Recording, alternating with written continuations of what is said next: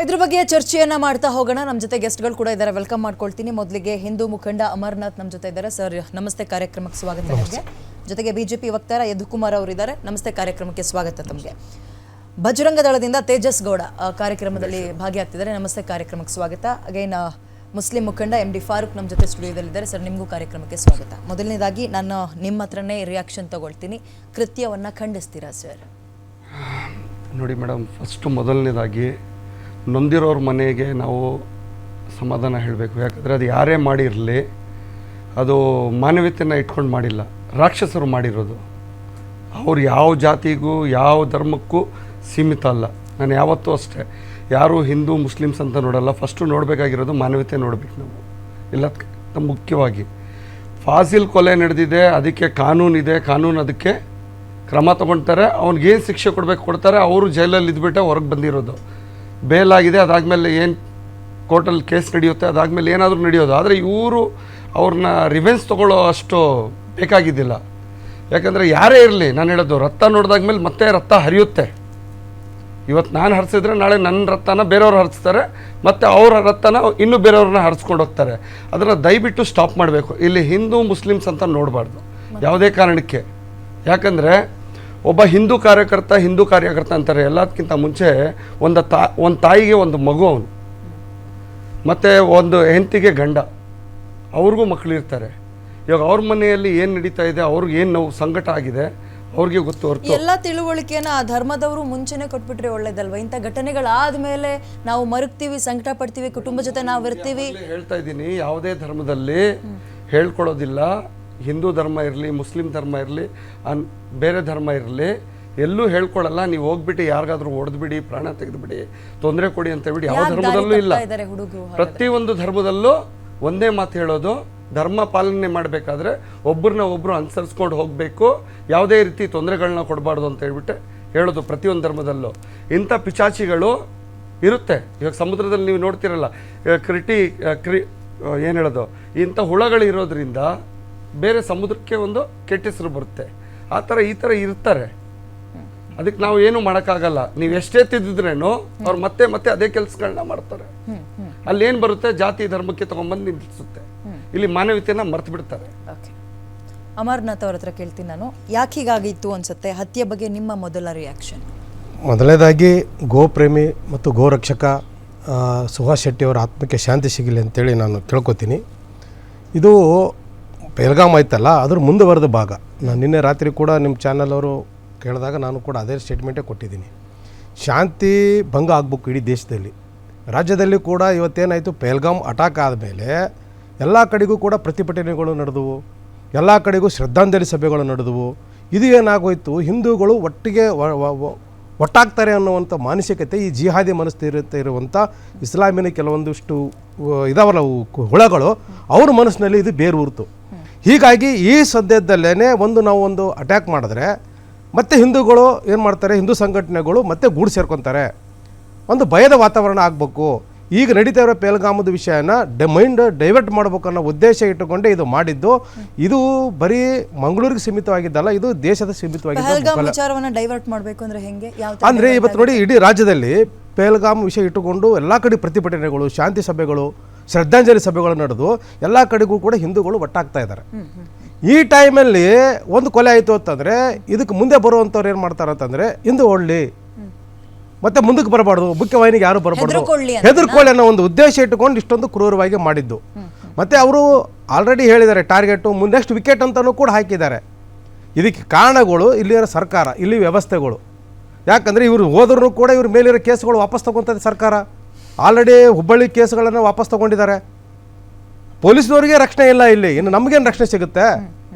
ಹೀಗಾಗಿ ಇದು ವ್ಯವಸ್ಥಿತವಾದಂಥ ಷಡ್ಯಂತ್ರಗಳು ನಡೀತಾ ಇದ್ದಾವೆ. ಹಿಂದೂ ಸಮಾಜಕ್ಕೆ ಹೆದರಿಸಿಕೊಂಡು, ಹಿಂದೂ ಸಮಾಜಕ್ಕೆ ಹೆದರಿಸಿದ್ರೆ ಹಿಂದೂ ಸಮಾಜ ಕೈ ಕಟ್ಟಿಕೊಳ್ತದೆ ಅಂತ ಟಾರ್ಗೆಟ್ ಹಿಂದೂ ಸಮಾಜ, ಹಿಂದೂ ಸಂಘಟನೆ. ಯದುಕುಮಾರ್ ಅವರ ಮೊದಲ ರಿಯಾಕ್ಷನ್? ಮೊದಲನೇದಾಗಿ ನಮ್ಮ ಹಿಂದೂ ಕಾರ್ಯಕರ್ತರ ಸುಹಾಸ್ ಅವರ ಇದಕ್ಕೆ ನಾನು ಭಾಳ ನೋವಿನಿಂದ ಮಾತಾಡ್ತಾ ಇರೋಂಥ ಮೇಡಮ್. ಏಕೆಂದರೆ ನಾವು ನೋಡ್ತಾ ಇದ್ದೀವಿ, ತಾವು ಕೇಳ್ತಾ ಇದ್ದೀರಾ ಇದನ್ನು ಡೈವರ್ಸಿಫಿಕೇಷನ್ ಇದು ಅಂತ. ಮೇಡಮ್, ಕಾಂಗ್ರೆಸ್ ಸರ್ಕಾರ ಯಾವಾಗ ಬಂದಾಗ್ಲೂ ಹಿಂದಿನ ಭಾಗದಲ್ಲಿ ಬಂದಾಗ, ಸಿದ್ದರಾಮಯ್ಯ ಅವರು ಬಂದಾಗ್ಲೂ ಕೂಡ ಎಷ್ಟು ಹಿಂದೂ ಕಾರ್ಯಕರ್ತರ ಕೊಲೆ ಆಯಿತು, ಯಾವುದಕ್ಕೂ ಬೆಲೆನೇ ಇಲ್ಲ ಮೇಡಮ್. ಅದಲ್ಲಿ ಇಲ್ಲೇನಂದರೆ ಅಮರ್ನಾಥ್ ಸರ್ ಹೇಳ್ದಂಗೆ ಇದು ಭಯದ ವಾತಾವರಣ ಹುಟ್ಟಾಕ್ಬೇಕನ್ನೋದು. ಯಾವ ಮುಖ್ಯಮಂತ್ರಿಗೆ ಮತ್ತು ಗೃಹ ಮಂತ್ರಿಗೆ ತನ್ನ ರಾಜ್ಯದಲ್ಲಿ ಕಾನೂನು ಸುವ್ಯವಸ್ಥೆ ಬಗ್ಗೆ ಯಾವುದೇ ಆದಂಥ ಒಂದು ಕಾಳಜಿ ಇಲ್ವೋ, ಮತ್ತೆ ಅವರಿಗೆ ಪಾಕಿಸ್ತಾನದ ಮೇಲೆ ಹೃದಯ ಮಿಡಿಯುತ್ತೆ, ಅದೇ ಕರ್ನಾಟಕದಲ್ಲಿ ಇರುವಂತ ಜನತೆಯನ್ನ ಕಾಂಗ್ರೆಸ್ ಯಾವ ಸರ್ಕಾರ ರೀತಿಯ ಇದೆ, ಹಾಗಾಗಿ ಹಿಂದೂಗಳಿಗೆ ರಕ್ಷಣೆ ಇಲ್ಲ, ಹಿಂದೂ ಕಾರ್ಯಕರ್ತನ ಹತ್ಯೆ ಆಯ್ತು ಅಂತಲ್ಲ. ಅವ್ರಿಗೆ ಅದು ಹಿಂದೂ ಕಾರ್ಯಕರ್ತ ಪ್ರವೀಣ್ ನೆಟ್ಟರು ಕೊಲೆ ಆಗಿದ್ದು ಬಿಜೆಪಿ ಸರ್ಕಾರ ಇದ್ದಾಗ್ಲೇ, ಹಿಂದೂ ಮುಖಂಡನ ಕಗ್ಗೊಲೆ ಆಗಿದ್ದು ಬಿಜೆಪಿ ಇದ್ದಾಗ್ಲೇ. ಮೇಡಮ್ ನಾನು ಅದನ್ನ ಹೇಳ್ತಾ ಹಿಂದೂ ಇರೋದು ಪರವಾಗಿ ನಾವಿದ್ದೀವಿ ಅಂತ ಲೇಬಲ್ ಹಾಕೊಳಕ್ ಹೋಗ್ಬಿಡಿ ಸರ್. ಮೇಡಮ್ ಇಲ್ಲಿ ಯಾರು ಲೇಬಲ್ ಹಾಕೊಳಕ್ಕೆ ಬಂದಿಲ್ಲ. ಇಲ್ಲಿ ನಾವು ಬಂದ್ಬಿಟ್ಟು ನಮ್ಮನ್ನ ಕರೆದಿರುವಂತದ್ದು ನಮ್ಮ ಪಕ್ಷದ ವಿಚಾರವಾಗಿ ಈ ಒಂದು ಇದ್ರ ಮೇಲೆ. ಮೇಡಮ್ ಒಂದ್ ನಿಮಿಷ, ನೀವು ಲೇಬಲ್ ಹಾಕ್ಬೇಕು ಅಂತ ಆತರ ಹೇಳ್ಬೇಡಿ. ನಾವಿಲ್ಲಿ ಬಂದಿರೋದು ಒಬ್ಬ ಕಾರ್ಯಕರ್ತನ ಹತ್ಯೆ ಆಗಿದೆ, ಆ ಕಾರ್ಯಕರ್ತನ ಹತ್ಯೆ ಆಗಿರೋದನ್ನ ಖಂಡಿಸುವಂತದ್ದು ಹೇಳ್ತಾ ಇರ್ತಾರೆ.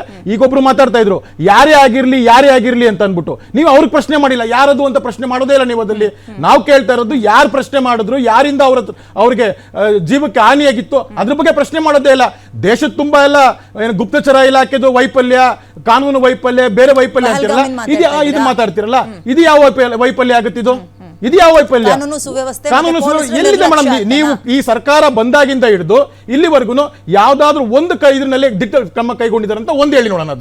ಅದನ್ನ ಪ್ರಶ್ನೆ ಮಾಡ್ಬೇಕಾದಲ್ಲಿ ಅದನ್ನ ಪ್ರಶ್ನೆ ಮಾಡೋದ್ ಬಿಟ್ಬಿಟ್ಟು ನೀವು ಲೇಬಲ್ ಹಾಕ್ತೀರಾ, ನಿಮ್ಮಲ್ಲ ಆಯ್ತಾ ನಮ್ಮಲ್ಲ ಆಯ್ತಾ ಆ ಥರದ್ದು ಬೇಡ ಮೇಡಮ್. ತೇಜಸ್ ಗೌಡ ಅವರ ಅಭಿಪ್ರಾಯ ಇದರಲ್ಲಿ ಮೊದಲನೇ ರಿಯಾಕ್ಷನ್ ತಗೊಂಡು ಆಮೇಲೆ ಚರ್ಚೆ ಆರಂಭ ಮಾಡೋಣ. ಎಸ್ ತೇಜಸ್ ಗೌಡ. ಮೊದಲನೇದಾಗಿ ನನ್ನ ಆತ್ಮೀಯ ಸ್ನೇಹಿತ ಸುಭಾಷ್ ಶೆಟ್ಟಿ ಅವರ ಆತ್ಮಕ್ಕೆ ಶಾಂತಿ ಸಿಗಬೇಕು. ಮತ್ತು ಈ ಸಾವಲ್ಲಿ ರಾಜಕೀಯ ಮಾಡೋಕ್ಕೆ ಹೋಗಬಾರದು. ಕಾಂಗ್ರೆಸ್ ಸರ್ಕಾರ ಇರಲಿ, ಬಿ ಜೆ ಪಿ ಸರ್ಕಾರ ಇರಲಿ, ಯಾವುದೇ ಸರ್ಕಾರ ಇರಲಿ, ಬಿ ಜೆ ಪಿಲಿ ಇರೋರೆಲ್ಲ ಹಿಂದುತ್ವವಾದಿಗಳು, ನಾವು ಹಿಂದೂ ಪರ ಹೋರಾಟ ಮಾಡ್ಕೊಂಬರ್ತೀರಿ, ಸುಳ್ಳು. ಕಾಂಗ್ರೆಸ್ಲಿರೋರೆಲ್ಲ ಹಿಂದೂ ವಿರೋಧಿಗಳು, ಅದು ಸುಳ್ಳಿದೆ. ನಮ್ಮಂಥ ಅಮಾಯಕರು ಕಾರ್ಯಕರ್ತರ ಸಾವಿನ ಮೇಲೆ ರಾಜಕೀಯ ಮಾಡುವಂಥ ಕೆಲವು ಸೋಗಲಾಡಿ ರಾಜಕಾರಣಿಗಳು ತಮ್ಮ ಮನೆ ಮಕ್ಕಳು ಬೀದಿ ಹಣ ಆದಾಗ ಇದೇ ಥರ ರಾಜಕೀಯ ಮಾಡಿ ಸ್ಟೇಟ್ಮೆಂಟ್ ಕೊಡ್ತೀರಾ? ಸ್ಟೇಟ್ಮೆಂಟ್ ಕೊಡೋಕ್ಕಾಗೋ ಧೈರ್ಯ ಇದೆ ಅವ್ರಿಗೆ? ಇನ್ನು ಎಷ್ಟು ಜನ ಹಿಂದೂ ಕಾರ್ಯಕರ್ತರ ಹತ್ಯೆ ಆಗಬೇಕು ನಿಮಗೆ? ರಾಜ್ಯದಲ್ಲಿ ನಿರಂತರವಾಗಿ ಹತ್ಯೆ ಆಗ್ತಾ ಬರ್ತಿದೆ. ಕೇವಲ ಕಾಂಗ್ರೆಸ್ ಸರ್ಕಾರದ ಟೈಮಲ್ಲಿ ಮಾತ್ರ, ಕಾಂಗ್ರೆಸ್ ಸರ್ಕಾರದ ಇನ್ನು ಹೆಚ್ಚು ಮಟ್ಟಕ್ಕಾಗುತ್ತೆ. ಹತ್ಯೆ ಮಾಡೋರಿಗೆ ರೆಕ್ಕೆ ಪುಕ್ಕಗಳು ಬರುತ್ತೆ. ಭಾಜಪ ಸರ್ಕಾರ ಇರ್ಬೇಕಾದ್ರೆ ಎಷ್ಟು ಜನ ಹಿಂದೂ ಕಾರ್ಯಕರ್ತ ಹತ್ಯೆ ಆಯ್ತು? ಎಷ್ಟು ಜನ ಮೇಲೆ ಕೇಸ್ಗಳು ಹಾಕಿದ್ರಿ ನೀವು? ಎಷ್ಟು ಜನ ನೀವು ಗಡಿಪಾರ ರೌಡಿ ಶೀಟರ್ ಓಪನ್ ಮಾಡಿದ್ದೀರಾ? ಇವತ್ತು ನಮ್ಮ ಸುಭಾಷ್ ಶೆಟ್ಟಿ, ನಮ್ಮ ಸ್ನೇಹಿತ ಸುಭಾಷ್ ಶೆಟ್ಟಿಯ ಕೊಲೆನ rowdy sheeter rowdy sheeter murder ಆದ ಅಂತಾರೆ. ರೌಡಿ ಶೀಟರ್ ಏನಕ್ಕೆ ಆಗಿರೋದು? ಅವನು ನಮ್ಮ ಸಮಾಜಕ್ಕೋಸ್ಕರ, ನಮ್ಮ ಸಮಾಜ ಹೆಣ್ಮಕ್ಳು ರಕ್ಷಣೆಗೋಸ್ಕರ ರೌಡಿ ಶೀಟರ್ ಪಟ್ಟಿ ಹಾಕೊಂಡಿದ್ದಾನೆ ವಿನಃ ಯಾವುದೇ ರೀತಿಯಾಗಿ ಯಾರೋ ಒಬ್ಬ ಜಿದ್ದಿತ್ತು ಅವ್ನು ಹತ್ಯೆ ಮಾಡಬೇಕು ಅಂತ ರೌಡಿ ಶೀಟರ್ ಆದವನಲ್ಲ. ಅವನು ಸಮಾಜಕ್ಕೋಸ್ಕರ, ನಮ್ಮ ಹಿಂದೂ ಸಮಾಜಕ್ಕೆ ರೌಡಿ ಶೀಟರ್ ಆಗಿರೋರು. ಇವತ್ತು ರಾಜ್ಯದಲ್ಲಿ ಪೊಲೀಸ್ ಇಲಾಖೆ, ವಿಶೇಷವಾಗಿ ಏನ್ ಗುಪ್ತಚರ ಇಲಾಖೆ ಇದೆಯಲ್ಲ, ಅದು ಸಂಪೂರ್ಣ ವಿಫಲವಾಗಿದೆ. Utter flop. ಆ ಗುಪ್ತಚರ ಇಲಾಖೆಯ ಮುಖ್ಯಸ್ಥರು ರಾಜೀನಾಮೆ ಕೊಟ್ಟು ತಮ್ಮ ಕೈಗೆ ಬಳೆ ತೊಡ್ಕೊಂಡು ಮೇಲಿರ್ಬೇಕು. ಬಳೆ ತೊಡ್ಕೊಳ್ಳೋದು ಮಾತು ಬೇಡ ಸರ್. ಹೆಣ್ಮಕ್ಳನ್ನ ಅವಮಾನ ಅಲ್ಲ ನೋಡಿ, ಹೆಣ್ಮಕ್ಳು ನೋಡಿ, ಬಳೆ ಕೇವಲ ಹೆಣ್ಮಕ್ಳು ಮಾತ್ರ ತೊಡ್ತಾರೆ ಅಂತ ನಾನು ಹೇಳ್ತಿಲ್ಲ. ನಾನು ಹೇಳ್ತಿರೋದು ನೋಡಿ, ನಾನು ಹೇಳ್ತೀನಿ ಕೇಳಿ. ಅಲ್ಲ, ನಾನು ಒಂದು ನಿಮಿಷ ಹೇಳ್ತೀನಿ ಕೇಳಿ. ಬಳೆಗೆ ಆದತೆ ಆದಂತ ಒಂದು ಶಕ್ತಿ ನಾನು ಹೇಳ್ತೀನಿ. ಆದ್ರೆ ಅಧಿಕಾರದ ಕುತ್ಕೊಂಡಿರ್ಬೇಕಾದ್ರೆ ಈ ತರ ನಿದ್ದೆ ಮಾಡ್ಕೊಂಡು ಇರೋದು ಸರಿ ಇಲ್ಲ. ಅರ್ಥ ಆಯ್ತು? ಅದನ್ನ ತಾವು ಅರ್ಥ ಮಾಡ್ಕೋಬೇಕು. ನಾನಲ್ಲ ಸರ್, ನೀವು ಅದನ್ನ ಸರಿ, ಅದಕ್ಕೆ ನಾನು ಸರಿಯಾಗಿ ಹೇಳಿದ್ದು ಅಲ್ಲ. ಒಂದು ಕಾರಣಕ್ಕೆ ನಾನು ಸರಿಪಡಿಸಿದ್ದು. ಸೊ ಹಾಗಾಗಿ ಈ ರಾಜ್ಯ ಸರ್ಕಾರದಲ್ಲಿ ಯಾರು ಗೃಹ ಮಂತ್ರಿಗಳಾಗಿದ್ದಾರೆ, ಯಾರು ಅಧಿಕಾರಕ್ಕೆ ಬಂದ ತಕ್ಷಣನೇ ಮಂಗಳೂರಿನ ಉಸ್ತುವಾರಿ ಸಚಿವರು ಏನಂತ ಅಂತಾರೆ, ಮಂಗಳೂರು ನಾವಿನ ಕೋಮುಗಲ್ ಆಗೋದಕ್ಕೆ ಬಿಡಲ್ಲ. ಮರ್ಡರ್ ಅಂದ್ರೆ ಅಟ್ಯಾಕ್ ಮಾಡಿರುವಂತದ್ದಲ್ಲ. ಮಾರ್ಚ್ 31ನೇ ತಾರೀಕಿಗೆ ಒಂದು ಪೋಸ್ಟ್ ವೈರಲ್ ಆಗುತ್ತೆ. ಮಾರ್ಚ್ 30ನೇ ತಾರೀಕಿಗೆ ಇನ್ಸ್ಟಾಗ್ರಾಮ್ ಅಲ್ಲಿ ನಮ್ಮ ಸುಭಾಷ್ ಶೆಟ್ಟಿಯ ಭಾವಚಿತ್ರ ಹಾಕಿ ಅದರಲ್ಲಿ ಚಾಕುವಿನ ಪೋಸ್ಟ್ ಹಾಕಿ ರಿವೆಂಜ್ ಸೂನ್ ಅಂತ ಮಾಡ್ತಾರೆ ಅಂತಂದ್ರೆ ಆ ಸ್ಥಳೀಯ ಪೊಲೀಸರು ನಿದ್ದೆ ಮಾಡ್ತಿದಾರ? ಪ್ರಶ್ನೆ ಅಲ್ಲಿ ಕಾಡ್ತಾರೆ. ಪ್ರತಿ ಸತಿ ಸುಭಾಷ್ ಶೆಟ್ಟಿ ಆಚೆ ಬಂದ ತಕ್ಷಣನೇ ಸುಭಾಷ್ ಶೆಟ್ಟಿ ಅವರು ಅಲ್ಲಿ ಬರ್ತಾರೆ. ಗೌರಕ್ಷಣೆಗೋಸ್ಕರ ಅರ್ಲಿ ಮಾರ್ನಿಂಗು 5:30ಗೆ ಅವರು ಒಂದು ಗಾಡಿನ ಹಿಡಿತಾರೆ. ಅದರಲ್ಲಿ 18 ಹಸುಗಳನ್ನ ಕಟ್ಟಿರ್ತಾರೆ. ಅದರಲ್ಲಿ ಚಿಕ್ಕ ಹಸುನು ಇರುತ್ತೆ, ದೊಡ್ಡದು ಇರುತ್ತೆ. ಕೆಲವು ಉಲ್ಟಾ ಸೀದಾ ಯಾವ ರೀತಿ, ಅದರಲ್ಲಿ 2 ಹಸುಗಳು ಸತ್ತೋಗ್ಬಿಟ್ಟಿರುತ್ತೆ. ಆ ಸ್ಪಾಟಲ್ಲಿ ನಾನು ಇದ್ದೀನಿ ಇರೋದಕ್ಕೆ ನಾನು ಹೇಳ್ತಾ ಇರೋದು. ಸುಹಾಸ್ ಶೆಟ್ಟಿನ ನಾನು ಬಹಳ ಹತ್ರದಿಂದ ನೋಡಿದ್ದೀನಿ, ಅವತ್ತು ಮಾತಾಡಿದ್ದೀನಿ. ನಾನು ಜುಬ್ಬ ಹಾಕೊಂಡಿದ್ದೆ ಅವತ್ತು. ಬಂದಾಗ ಅವ್ರ ಜೊತೆ ಇದ್ದವ್ರ ಕಾರ್ಯಕರ್ತರೆಲ್ಲ ನನಗೆ ಒಂಥರ ಬೇರೆ ರೀತಿನೇ ನೋಡ್ತಾ ಇದ್ರು. ಆದರೆ ಸುಹಾಸ್ ಶೆಟ್ಟಿ ಅವ್ರು ಬಂದು ನನ್ನ ಹತ್ರ ಅಲ್ಲಿ ನಿಂತ್ಕೊಂಡು ಏನು ಸರ್ ನಿಮ್ಮ ಕೆಲಸ ಅಂತ ನನಗೆ ಕೇಳಿದ್ರು ಅವರು. ಸರ್ ನಾನೇನು ಬೇರೆ ವಿಚಾರದಲ್ಲಿ ಬಂದಿದ್ದೀನಿ, ಸ್ವಲ್ಪ ಕೆಲಸ ಇದೆ ಅಂದ. ಆಯಿತು ಸರ್ ಅವ್ರೇನು ತಿಳ್ಕೊಂಡ್ಬಿಟ್ರು, ಅವ್ರಿಗೆ ಏನಾದರೂ ನಾನು ಸಪೋರ್ಟ್ಗೆ ಬಂದಿದ್ದೀನಿ ಅಂತ ಹೇಳ್ಬಿಟ್ಟು ತಿಳ್ಕೊಂಡಿದ್ರು. ಕೇಳಿದ್ದಕ್ಕೆ ಬಹಳ ಚೆನ್ನಾಗಿ ಮಾತಾಡಿದ್ರು. ಸರ್ ಕಾಫಿ ಟೀ ಏನಾದರೂ ತೊಗೊಳ್ತೀರಾ ಅಂತ ಹೇಳಿದ್ರು. ಇಲ್ಲ ಸರ್ ಬೇಕಾಗಿಲ್ಲ ಅಂದರು. ಬಹಳ ಒಳ್ಳೆ ರೀತಿಯಲ್ಲಿ ಮಾತಾಡಿದ್ರು. ಯಾಕಂದರೆ ಅವರೆಲ್ಲೋ ನಾನು ಹಿಂದೂ ಕಾರ್ಯಕರ್ತ ಒಬ್ಬ ಮುಸ್ಲಿಮ್ಸ್ನ ನಾನು ಧಕ್ಕೆ ಪಡೋ ಥರ ಮಾತಾಡಬೇಕು ಅನ್ನೋ ಥರ ರೀತಿ ಅಂತೂ ಮಾತಾಡಿಲ್ಲ. ಯಾಕಂದರೆ ನಾನು ಸುಹಾಸ್ ಶೆಟ್ಟಿಗೆ ಹತ್ರದಿಂದ ನೋಡಿರೋದ್ರಿಂದ ಹೇಳ್ತಾ ಇದ್ದೀನಿ. ಅದಕ್ಕಿಂತ ಮುಂಚೆ ನನಗೆ ಯಾವುದೇ ಪರಿಚಯ ಇಲ್ಲ, ಏನೂ ಇಲ್ಲ. ಆದರೆ ನಾನು ಹೇಳೋದು, ಈ ರಾಜಕೀಯ ಬೇಳೆನ ಬೇಯಿಸ್ಕೊಳ್ಳೋದಕ್ಕೋಸ್ಕರ ಯಾವುದೇ ಪಕ್ಷದಲ್ಲಿರಲಿ ಹಿಂದೂ ಮುಸ್ಲಿಮ್ಸ್ ಅಂತ ಎಷ್ಟು ಜನ ಬಲಿ ತಗೊಳ್ತೀರಾ? ಎಷ್ಟು ಜನ ನೀವು ಬಲಿ ತಗೊಳ್ತೀರಾ? ಇವಾಗ ತೇಜಸ್ವಿ ಗೌಡ ಅವರು ಹೇಳಿದ್ರು, ಯಾವುದೇ ಸರ್ಕಾರ ಬರಲಿ ಯಾರಿಗೂ ರಕ್ಷಣೆ ಇಲ್ಲ, ಇಲ್ಲಿ ಹಿಂದೂಗೂ ಇಲ್ಲ, ಮುಸ್ಲಿಮ್ಸ್ಗೂ ಇಲ್ಲ, ಬೇರೆ ಧರ್ಮದವ್ರಿಗೂ ಇಲ್ಲ. ಬರೀ ಅವ್ರ ರಾಜಕೀಯ ಬೆಳೆನ ಬೇಯಿಸ್ಕೊಳ್ಳೋದಕ್ಕೋಸ್ಕರ ಅವ್ರಿಗೆ ಏನೇನು ಬೇಕು ಅಗತ್ಯಗಳನ್ನ ತಗೊಳ್ಳೋದಕ್ಕೋಸ್ಕರ ಏನು ಮಾಡ್ತಾರೆ, ನಮ್ಮಲ್ಲೇ ತಂದಿಟ್ಟು ಅವ್ರ ಬೆಳೆನ ಬೇಯಿಸ್ಕೊಳ್ತಾರೆ.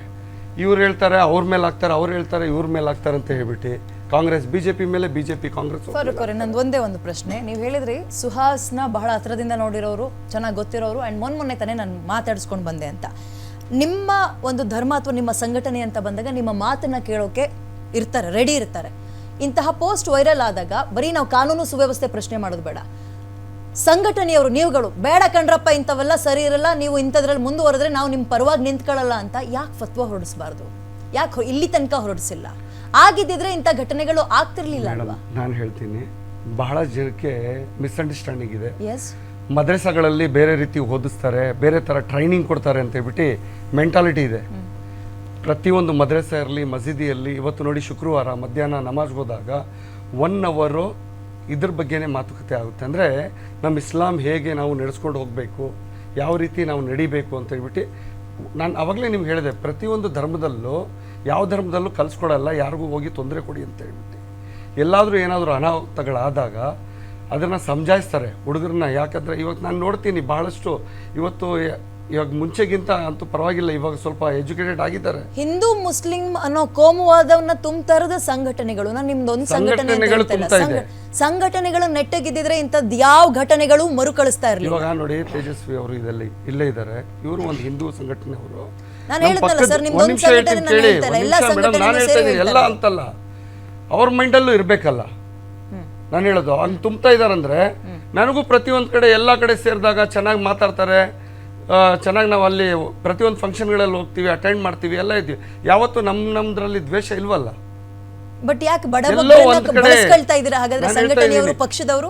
ಪ್ರಶ್ನೆ ಕೇಳ್ತೀನಿ ಸರ್, ಒಂದು ಚರ್ಚೆ ಮಾಡೋಣ ಇದ್ರ ಬಗ್ಗೆ. ರಾಜಕೀಯ ಪಕ್ಷಗಳು ಮತ್ತು ಸಂಘಟನೆಗಳು ಬಡಬಗ್ರನ್ನ, ಮಧ್ಯಮ ವರ್ಗದ ಕಾರ್ಯಕರ್ತರನ್ನ ಬಳಸ್ಕೊಂಡು ಬೀದಿ ಹೆಣವಾಗ್ತಾ ಇದ್ದಾರೆ. ಹಾಗಾದ್ರೆ ಟಾರ್ಗೆಟ್ ಹಿಂದೂ ಒಂದ್ ಕಡೆ ಆದ್ರೆ ಸಂಘಟನೆಗಳು ಏನ್ ಮಾಡ್ತಾ ಇದಾವೆ, ಪಕ್ಷಗಳು ಏನ್ ಮಾಡ್ತಾ ಇದಾವೆ? ಬರೀ ತಮ್ಮ ಲಾಭಕ್ಕಾಗಿ ಮಾತ್ರ ಜನರನ್ನ ಬಳಸ್ಕೊಳ್ತಾ ಇದಾವ, ಕಾರ್ಯಕರ್ತರನ್ನ ಬಳಸ್ಕೊಳ್ತಾ ಇದಾವ? ಚರ್ಚೆ